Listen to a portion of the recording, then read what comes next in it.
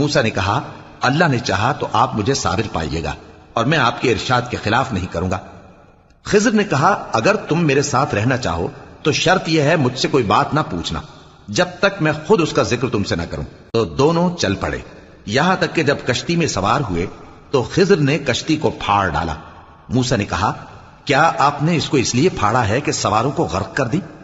یہ تو آپ نے بڑی عجیب بات کی۔ خضر نے کہا کیا میں نے نہیں کہا تھا کہ تم میرے ساتھ صبر نہ کر سکو گے؟ موسیٰ نے کہا کہ جو بھول مجھ سے ہوئی اس پر مواخذہ نہ کیجیے اور میرے معاملے میں مجھ پر مشکل نہ ڈالیے۔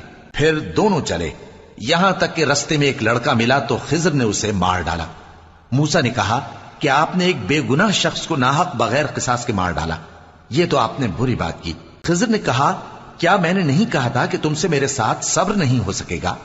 انہوں نے کہا کہ اگر میں اس کے بعد پھر کوئی بات پوچھوں یعنی اعتراض کروں تو مجھے اپنے ساتھ نہ رکھیے گا کہ آپ میری طرف سے عذر کے قبول کرنے میں حد کو پہنچ گئے ہیں۔ پھر دونوں چلے، یہاں تک کہ گاؤں والوں کے پاس پہنچے اور ان سے کھانا طلب کیا۔ انہوں نے ان کی ضیافت کرنے سے انکار کیا۔ پھر انہوں نے وہاں ایک دیوار دیکھی جو گرا چاہتی تھی تو خضر نے اس کو سیدھا کر دیا۔